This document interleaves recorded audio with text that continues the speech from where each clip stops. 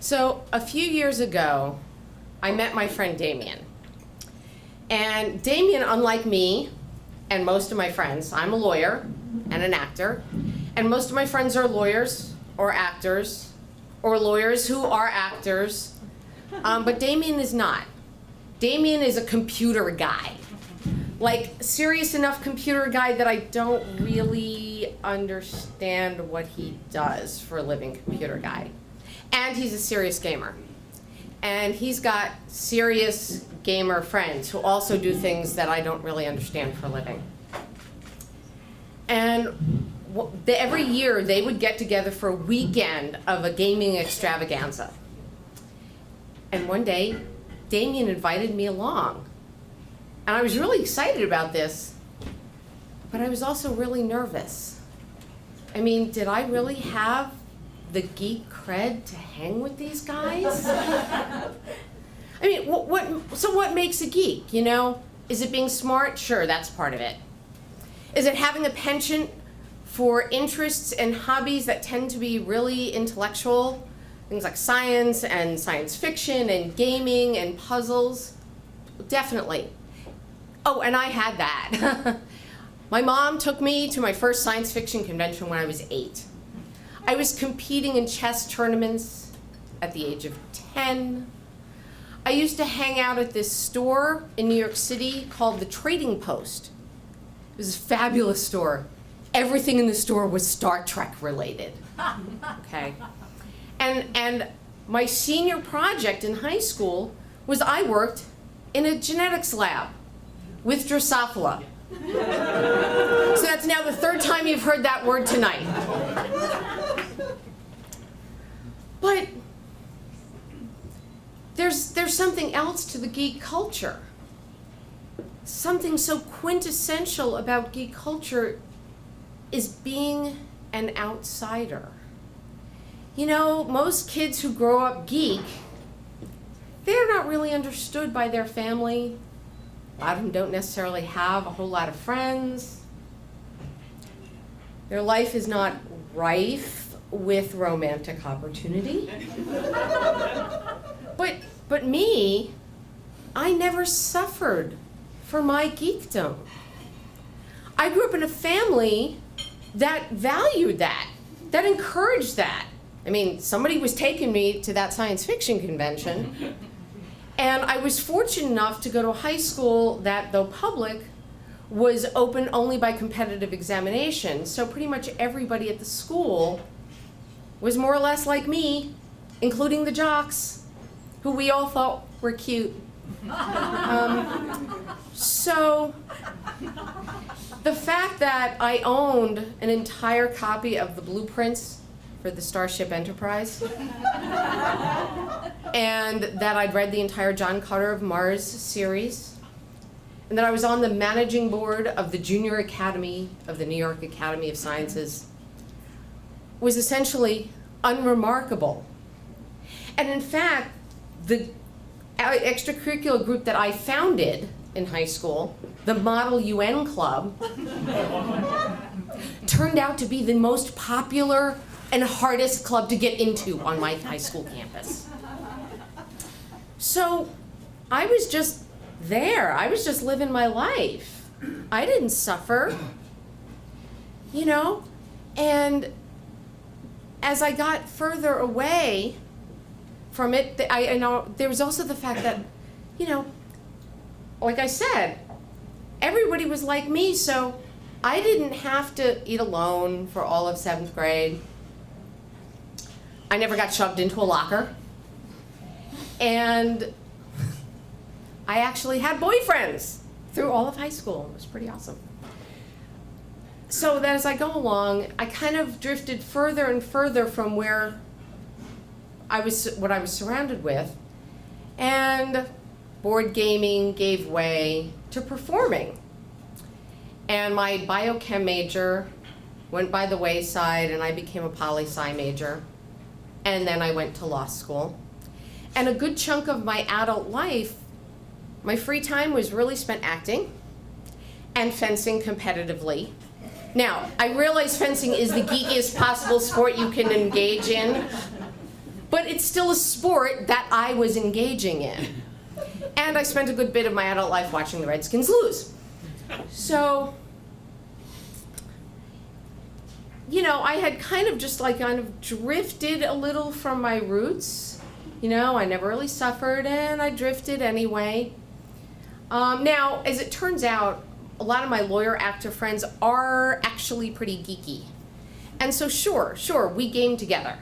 And I'm not going to tell you that I didn't have a certain amount of arguments about how weird it was for the elves to show up at Helm's Deep, okay? But these people had a context for me, and I had a context for them that was entirely separate. But Damien's friends, they didn't know me at all, and I didn't know them. And part of the other thing about a lot of geek culture is that it tends to be a little male-centric. And that day I was going to be the only girl in the treehouse. So I was really nervous showing up because I didn't really want to embarrass Damien in front of all of his friends. And I also felt the weight of geek girl gamerdom on my shoulders, and I really didn't want to set the cause back. But mostly, there I was, finally, the outsider looking in.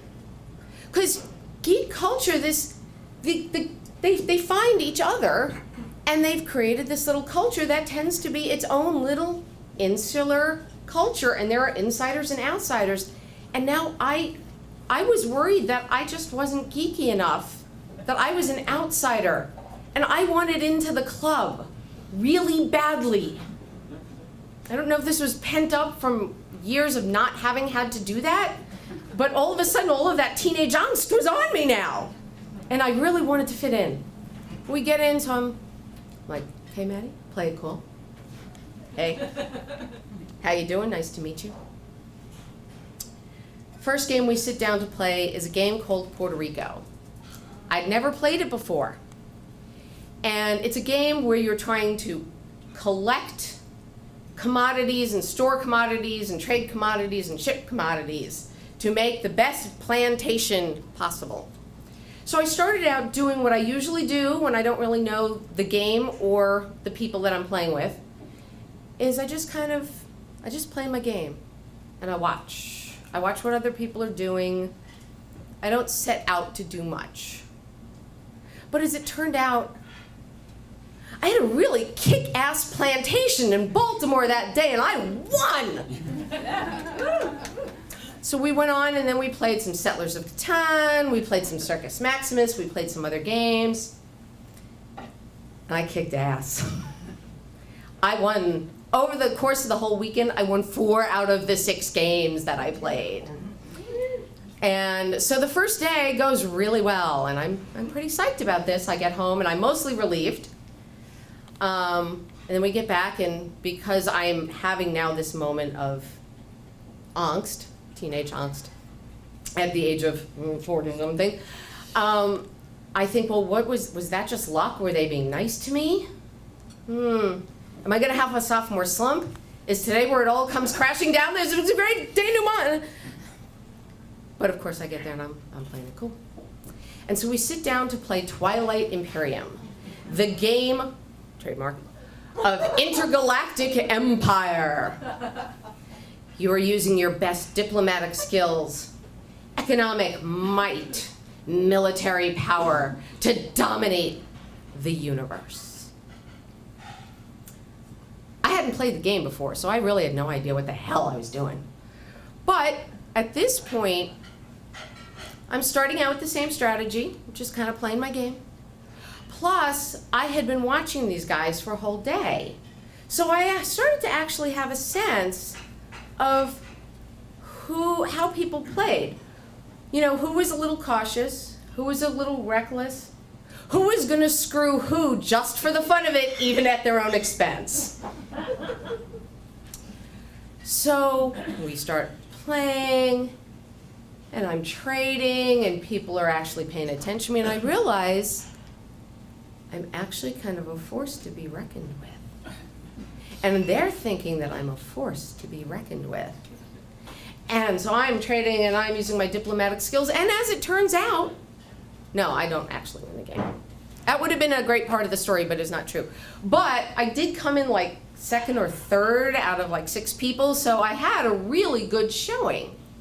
But the real victory that I had that weekend was at the end of the day and at the end of the weekend, all of these guys were treating me just like they treated each other.